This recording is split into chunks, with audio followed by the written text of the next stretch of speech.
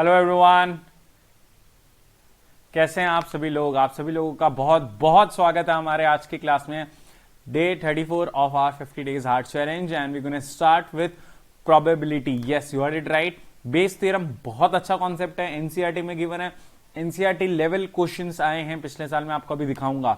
वैसे लेवल भी आ रहे हैं, तो अगर हम बोर्ड्स भी अच्छे से कर रहे हैं तो किस टॉपिक्स में से क्या आ जाए हमें भरोसा नहीं है। कॉन्फिडेंस रखना है एंड सही से प्रिपरेशन करना would be the key in the last few days. इसको आप गांठ बांध ले, ठीक है। एंड स्टार्ट करते हैं फटाफट। मैं उम्मीद कर रहा हूं आपने बाकी सारे वीडियो देख लिए हैं, ठीक है। तो सारे वीडियो देखते रहिए, पढ़ते रहिए और सिंप्लीफाई मैथ्स के साथ लाइफ सिंप्लीफाई करते रहिए, ठीक है। चलिए, बहुत बहुत बधाई हो, आपने वीडियो क्लिक किया एंड आप इंप्रूव होना चाहते हैं।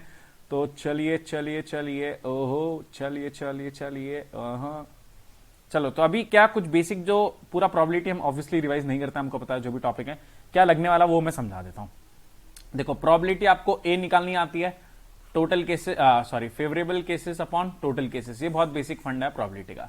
अब एक चीज ये ध्यान रखो, P of A slash B, इसको मतलब क्या होता है? इसका मतलब होता है find the probability of A given that B has occurred. मतलब अगर बी हो गया है, अब बताओ प्रोबेबिलिटी क्या है। तो इसका फॉर्मूला होता है P of A intersection B upon P of B. एक एग्जांपल छोटा सा, क्योंकि ये हम हर जगह लगाने वाले हैं आज के क्लास में, एटलीस्ट बेस थ्योरम में। तो पहले हम फटाफट कॉन्सेप्ट रिवाइज कर लेंगे और 3 क्वेश्चंस करेंगे और फिर आगे बढ़ जाएंगे, ठीक है। 3 क्वेश्चन ले लेंगे हम। तो अब क्या है, जैसे अगर ए है, इवन आना है ना, इवन आना एक डाइस पे 1 2 3 4। बी क्या है, मोर देन 3 आना, ठीक है। तो पूछा P of A slash B क्या है, इसका मतलब क्या है। पहले तो ए इवन कौन कौन से होते हैं, 2 4 6, और मोर देन 3 कौन कौन से होते हैं, 4 5 6। अब ए स्लैश बी मतलब कि find probability of even given that number is more than 3। तो इवन फाइंड करना है। इवन टोटल नंबर कितने हैं, 3। तो टोटल एक तरीका क्या है, टोटल केस 3। और इसमें से कॉमन क्या है, ए इंटरसेक्शन बी की अगर हम बात करेंगे, क्योंकि अब ये मेरे सैंपल स्पेस टोटल केसेस हो गए, 1 से 6 नहीं मानेंगे। तो इसमें अगर मोर देन 3 कौन से 2 ही केस है, तो 2/3 हो गया। समझ में आया। सो ए स्लैश बी मतलब find the probability of even given that on dice more than 3 is occurred. तो मोर देन 3 4 5 6 है, उसमें से इवन कौन कौन से हैं, 2 4 और 6, ये लिख सकते हैं। और जैसे मैंने था P of A intersection B, A intersection B कितने हैं, 2 4 और 6। तो 2/6 divide by P of B which is 3/6। तो 6 6 कैंसिल, 2/3। क्या ये हमें समझ में आता है? क्या सोच पाते हैं हम? सोच पाते हैं। एक और फॉर्मूला आगे सीखते हैं। अब P of B slash A क्या हो जाएगा, P of A intersection B, और नीचे क्या आ जाएगा, जो भी है पी ऑफ ए। ये सोच पा रहे हैं, बहुत बढ़िया। अब इसको यहां मल्टीप्लाई कर देंगे। तो P of A intersection B क्या हो गया, P of B slash A into P of A, ये भी लिख सकते हैं। और P of A slash B into P of B. क्या इतना थोड़ा बहुत कुंचुम कुंचुम हम सीख पा रहे हैं लाइफ में? बहुत ही बढ़िया। लाइफ में हम आगे चलें, अब क्वेश्चन पे आते हैं, ठीक है। नहीं, एक बेस थ्योरम तो बताया नहीं। बेस थ्योरम क्या है? बेस थ्योरम ये है, देखो हमें पहले तो इवेंट्स मानने होंगे, E1 E2 E3 गिवन होगा, फाइंड करना होगा, कुछ दिमाग लगाना पड़ेगा। इनकी इंडिविजुअल प्रोबेबिलिटी आप फाइंड कर लेना। अब कोई एक इवेंट ए होगा, अब P of A slash E1 आपको गिवन होगा, P of A slash E2 आपको गिवन होगा, P of A slash E3 given होगा। मैं टोटल कंडीशनल प्रोबेबिलिटी और उन सब पे ज्यादा नहीं जा रहा हूं, ठीक है। इन डेप्थ नहीं डिस्कस कर रहे हैं, क्वेश्चन बने उतना समझ रहे हैं, ठीक है। ये हमें गिवन होगा। अब मुझे क्वेश्चन में पूछा होगा P of E1 slash A, इसका फॉर्मूला क्या होता है, P of A intersection E1 upon P of A.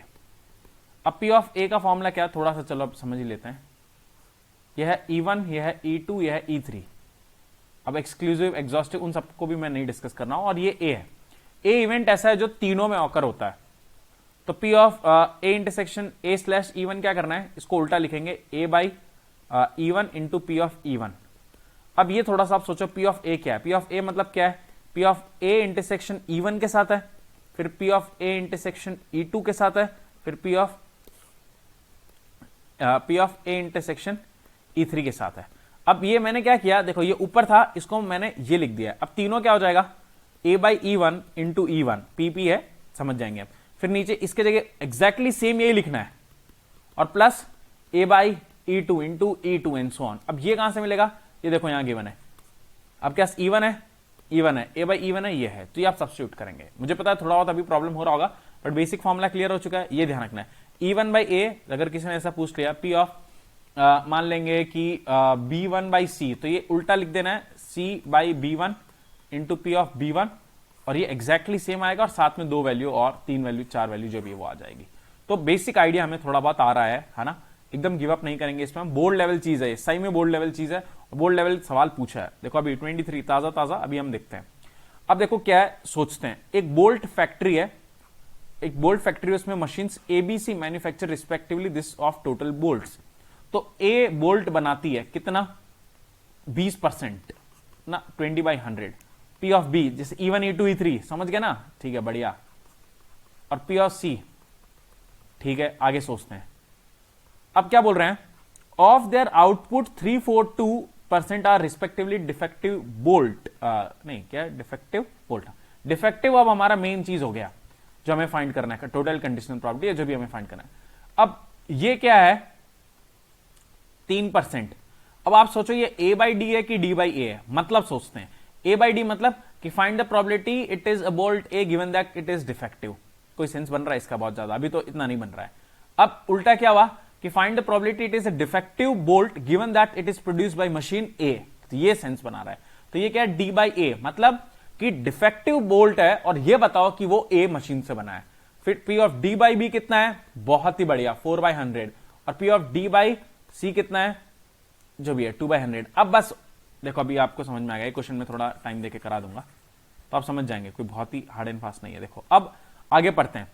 अब bolt is drawn randomly from the product, ऐसे बहुत सारे बोल्ट है उसमें से निकाले। If the bolt drawn is found to be defective, पहले डिफेक्टिव हो गया, मतलब पहले केस क्या हुआ ये सोचने वाली बात होती है। अब हमने निकाला, मुझे प्रोबेबिलिटी निकालनी है कि वो डिफेक्टिव हो चुका है, ठीक है। Then the probability it is manufacture by machine C, कि मैंने बोल्ट निकाला और मुझे पता चला अरे अरे अरे ये तो डिफेक्टिव निकला, अब ये मशीन सी से बना है। तो मैंने क्या बताया, इसका एक्चुअल फॉर्मूला क्या होता है, C intersection D upon P of D। But ये हमें याद नहीं रखना है, हम डायरेक्ट क्या रख रहे हैं, इसको रेसिप्रोकल कर देंगे और इसको इससे मल्टीप्लाई कर देंगे P ऑफ C। अब नीचे भी क्या एग्जैक्टली सेम आ जाएगा। अब क्या आ जाएगा D बाई सी पी, अब क्या आएगा D बाई B और P ऑफ B, बहुत ही बढ़िया। और प्लस यहां लिख लेते हैं P of D by A into P of A। क्या सोच पाते हैं, सोच पाते हैं। अब D by C, D by C कहां गया, ये रहा 2/100 इंटू P ऑफ C 50/100। बस अब तो खत्म है क्वेश्चन, देखो क्या 67 हो जाएगा क्वेश्चन। अब D बाई बी का है, D बाई बी पहली बार देख रहे हैं तो डरने की जरूरत नहीं है, थोड़ा टाइम आपको देना है। ट्रस्ट में आप एनसीईआरटी को एक एक्सरसाइज है प्रोबेबिलिटी 12th क्लास की, प्लीज उसे डाउनलोड करें और उसे आप कंप्लीट कर ले वो एक्सरसाइज, उससे आपका कॉन्फिडेंस मस्त लेवल पे आएगा। ऐसे हवा में क्वेश्चन होते हैं। अभी मेरे पास 1 घंटे होता तो मैं आपको एकदम नेक्स्ट लेवल कराता, बट ठीक है आपके पास टाइम कम है तो इसके लिए मैं वो नहीं करा रहा हूं ना, आप देख पाएंगे तो फिर उसका कोई सेंस नहीं है। तो अब देखो पहले तो इनको हटा दो नीचे से, है ना। अब 2 इंटू 50, वैसे 0 भी हटा सकते हैं क्या, ये 2 इंटू 50 है, 0 भी हटा देते हैं ऊपर से। अब क्या बच गया 2 इंटू 5 10, नीचे ये भी 10 प्लस 4 इंटू 12 प्लस 3 इंटू 2 बच रहा है क्या 6, 10 अपॉन क्या बच गया है 22 28 7/14, बहुत ही बढ़िया 5/14 बच गए, और ऑप्शन सी बढ़िया था। तो पहले क्या करना है, इवेंट्स डिफाइंड करने हैं, फिर कोई एक डी या कुछ ऐसा होगा वो हमें फाइंड करना है, डी बाई ए ये गिवन होगा, फिर रेसिप्रोकल करके फॉर्मूला आएगा। हाँ सर कुछ कुछ तो समझ में आया, कॉन्फिडेंस शायद आ सकता, अभी मैं थोड़ा कंफ्यूज हूं सर, एक और क्वेश्चन करा दो मजा आ जाए। अरे आ जाओ आ जाओ, ठीक है। बस ये टेबल जब आपने लिख लेने सीख गए ना, अब खत्म है क्वेश्चन, ऐसे हवा में होते हैं, इतना बढ़िया टॉपिक है, ठीक है। चलो तो सर प्रोबेबिलिटी में ये आएगा, कोई जरूरी नहीं है, बट जिस शिफ्ट में आएगा उसमें हमें करना है। 2 चीज इंपॉर्टेंट है, एक तो जो 23 में और 22 में स्पेशली आपको पूछे उन क्वेश्चंस पे आपको ध्यान रखना है, और जो टॉपिक नहीं पूछा है 23 में हाई चांस है कि 24 में भी पूछ सकते हैं, तो ये भी ध्यान रखना है आपको, है ना। दोनों तरफ हमें पैरेलल मेहनत करते रहना है। 25% of the population are smoker, मतलब एस हो गया स्मोकर, 25% 1/4 लिख दूं क्या 25/100। अब स्मोकर के पॉपुलेशन 1/4 है, बट कहीं पे भी पॉपुलेशन नॉन स्मोकर का दिया है नहीं, तो नॉन स्मोकर कितना हो जाएगा कोई बता सकता है। 25% है तो सर 75% हो गया नॉन स्मोकर, तो 75/100 मतलब 3/4। सर मैं 1 - 1/4 भी कर सकता था, कर सकता था। अरे टोटल 100% या तो स्मोकर हो गया या नॉन स्मोकर होगा, ऐसा अब ये गिवन नहीं है, हमें सोचना भी पड़ सकता है, ठीक है। A smoker has 27 times more chance to develop lung cancer than a non-smoker, मतलब कि लंग कैंसर हो गिवन दैट कि वो स्मोकर है. Smoker has 27 chances to develop lung cancer than non smoker. मतलब अगर मैं स्मोकर हूं और मुझे लंग कैंसर हो जाए, इसकी प्रोबेबिलिटी 27 टाइम्स ज्यादा है. किसकी प्रोबेबिलिटी के रिस्पेक्ट में अगर हम बात करेंगे कि एक नॉन स्मोकर है उसे लंग कैंसर हो जाए. समझ में आया ना, lung cancer given that is. तो अब ये हमें पता ही है कैसे हम दिमाग लगा लेते हैं. तो लंग कैंसर वाला डायरेक्ट हम लिख लेंगे, कितना हो जाएगा 27/28 है ना, और ये हो जाएगा लंग कैंसर बाय 1/28. अरे समझ गया ना, प्रोबेबिलिटी टर्म्स में निकालनी है, प्रोबेबिलिटी 1 से बड़ी नहीं होती है. तो आप 27 वैसे नहीं लिख सकते हैं, टोटल 27 + 1 28 हो गया. ठीक है, जो भी है. चलो अब आगे चलते हैं. अब क्वेश्चन क्या पूछा है, अ पर्सन नॉर्मली डायग्नोस हो चुका लंग कैंसर से, मतलब अभी लंग कैंसर हो चुका है, probability that this person is a smoker, this person is comma. समझ गए क्या, सोच पा रहे हैं, बहुत बढ़िया. तो फॉर्मूला सर अभी उल्टा मैं डायरेक्ट लिखूं, डायरेक्ट लिखो, क्या होगा सर, L/S होगा, हाँ, फिर इंटू S हो जाएगा, हाँ. अब सर क्या नीचे भी यही मैं लिख दूं, लिख दो. और सर अब क्या होगा, ऊपर तो सेम रहता है, नीचे चेंज करना है, हाँ, नॉन स्मोकर और नॉन स्मोकर की प्रोबेबिलिटी. क्या सर ये होगा, होगा सर, मैं रखता हूं, रखते हैं. तो ये क्या है 27/28. ओके सॉरी, स्मोकर क्या है 1/4, नीचे same copy paste, plus non smoker का है 1/28 इंटू 3/4.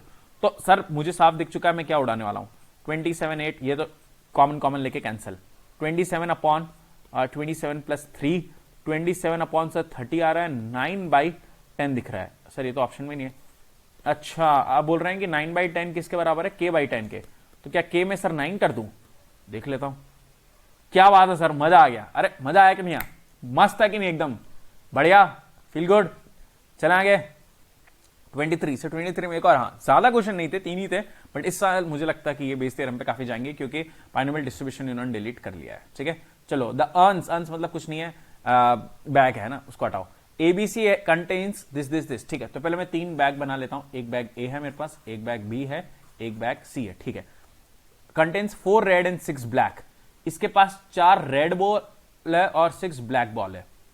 ठीक है, सेकंड के पास क्या, 5 रेड 5 ब्लैक, 5 रेड 5 ब्लैक. अच्छा, एंड तीसरे के पास है लैम्डा रेड, ओहो, एंड 4 ब्लैक, ओहो. One of the urns is selected and random and a ball is drawn. इनमें से कोई एक रैंडमली सेलेक्ट कर रहे हैं. If the ball drawn is red, मतलब प्रोबेबिलिटी किसकी निकालनी है, रेड. रेड निकल चुका है, and it is drawn from urn C. ओ, तो मतलब रेड हो चुका है और इसमें से, तो सर इसका मैं रिवर्स कर दूंगा. ठीक है सर, ये हो जाएगा R/C इंटू P(C). क्या मैं कर दूं सर, वो तो आगे देखते हैं सर, एक बार फॉर्मूला लिखना सीख जाऊं मैं तो भी बहुत बड़ी बात है मेरे लिए. ठीक है, B इंटू P(B), सोच पा रहे हैं, बहुत सही. तो P(R/A) इंटू P(A). अब सर ये क्या मैं सोचता हूं कि रेड होनी चाहिए C में से रेड होने की प्रोबेबिलिटी, तो सर ये हो गया लैम्डा टोटल है रेड और लैम्डा +4. तो लैम्डा के टर्म्स में देखते हैं सर, क्योंकि ये गिवन है शायद 0.4, ये 0.4 है, मतलब 0.4. ठीक है, कैलकुलेट कर लेंगे सर. P(C). अब सर ये तो सोच ही नहीं पा रहा है, ABC है, तीनों में से कोई भी एक आप बैग सेलेक्ट करेंगे, उसकी प्रोबेबिलिटी सर 1/3. सर ये तो इसकी भी 1/3, हाँ, अरे हाँ, और गया 1/3 प्लस P(R/B). R/B मतलब रेड इसमें से होनी चाहिए, तो 5/10. अरे 5 रेड है, टोटल 10 बॉल है, इंटू 1/3. इसमें 4 रेड, C में बाई 10 इंटू 1/3. तो सर ये तो साफ दिख चुका है कि ये हो जाएगा 4/10. तो पहले तो 1/3 सर आप हटा दो.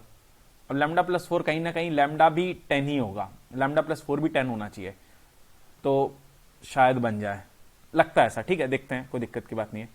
तो कैलकुलेट करते हैं, और क्या है, ये हो गया 9/10. इसको उधर भेज देते हैं, इसको A मान लेते हैं एक बार. ठीक है, तो ये हो गया 4/10, ये A है. ठीक है, A/A प्लस पूरे को A मान लिया, 9/10. ओके, अब इसको वहां मल्टीप्लाई कर देते हैं, 4/10 into A plus 36/100 equal to A. 36/100 कितना हो गया, A माइनस यहाँ कर लेते हैं, A माइनस 4A/10, तो 6A/10 आ गया. बहुत ही बढ़िया. तो 6/10 आया है. 6/10 क्या है, लैम्डा अपॉन लैम्डा +4. अब थोड़ा सा कॉमन सेंस लगा लो, सॉल्व करने की जरूरत नहीं, डायरेक्ट लैम्डा क्या रखेंगे, 6 रखेंगे. दिख गया ना, अरे दिखा कि नहीं दिखा. अब लैम्डा आ गया सर, लैम्डा तो पूछा ही नहीं, अब पैराबोला का ये इन्होंने बता दिया है, तो वो मैं थोड़ा सा आपको एक्सप्लेन कर देता हूं। यहां तक क्लियर आपको? लैम्डा 6 आ चुका है। अब मैं डिलीट कर रहा हूं, ठीक है ना, लैम्डा 6 आ चुका है, आपका यहाँ पे भी लिखा हुआ है, आप चेक कर सकते हैं, ठीक है, तो कोई बड़ी बात नहीं है, ठीक है ना गाइस? Yes yes okay. अब देखो आगे क्वेश्चन क्या है, डरने की जरूरत नहीं है। अब क्या बोल रहे हैं, then the square of the length of the side of the largest equilateral triangle inscribed in this parabola. पहले तो y square equal to 6x एक पैराबोला है, ये बनाते हैं, एक पैराबोला है, ठीक है, largest equilateral triangle with one vertex at the vertex. तो एक इक्विलेटरल ट्राइंगल डालना है। सर मैंने पैराबोला तो पढ़ा नहीं, इस चैप्टर पे इस आपके उसमें किया है, क्या बोलते हैं, चैनल पे अपलोड, आप जरूर जाके चेक करें। ये एक इक्विलेटरल ट्राइंगल है। अब जनरली इसके कोऑर्डिनेट होते हैं AT स्क्वायर कॉमा 2AT। ए इसका हो गया 4A इक्वल टू, चलो ए के टर्म्स में कर लूं क्या मैं, ठीक है, इक्विलेटरल ट्राइंगल है तो ये हो गया 30 डिग्री, ये भी है 30 डिग्री, ए के टर्म्स में लिख लेता हूं, चलो ठीक है, ए बाद में कर लेंगे। 4A इक्वल टू 6 है, ए 3/2 है ना, बाद में रख लेंगे। अब इसमें ये लेंथ कितनी है, y कितना है 280, x कितना है AT स्क्वायर, तो tan 30 लगाते हैं, tan 30 कितना हो गया y/x, तो t cancel, tan 30 is 1/√3 which is 2/t हो गया क्या ये, हाँ, तो यहां से t कितना आ गया 2√3। अब मेरे को ये पॉइंट मिल चुका है t के टर्म्स में। अब ध्यान से देखना ये लेंथ कैसे मिलेगी, ये इसके इक्विलेटरल ट्राइंगल की लेंथ, अरे ये पूछा ना कि साइड कितनी होगी मैक्सिमम लेंथ की, स्क्वायर ऑफ लेंथ ये है which is equal to x square plus y square, x square is AT square comma whole square plus 2AT whole square which is, calculation करते हैं, थोड़ा सा मसला है इसमें, AT इसको ओपन कर लेते हैं, चलो A square T4 plus 4A square T square, दोनों में कॉमन आ चुका है A square T square, T square plus 4। अब वैल्यू रख देते हैं, A स्क्वायर मतलब 9/4, T स्क्वायर मतलब 4 इंटू 3 हो गया ना, T स्क्वायर मतलब 4 इंटू 3 12 प्लस 4 16, तो 9 इंटू 3 इंटू 16 हो गया, 48 इंटू 9, 48 9, 480 में से 48 माइनस कर लेते हैं ज़्यादा, 480 में से पहले 440 में से 8 432 आना चाहिए, 36 प्लस 7 432 करेक्ट आंसर है, ठीक है, बढ़िया था आंसर, मजा आया। चलो okay guys, so thank you so much, hope you enjoyed today's video, make sure you subscribe, like comment share, like जरूर करें, कमेंट करें, रीच बढ़ती है, और हम अगले वीडियो में मिलेंगे। Till then everyone work hard, study hard and be smart, you all are very very very very awesome, take care of yourself, bye guys.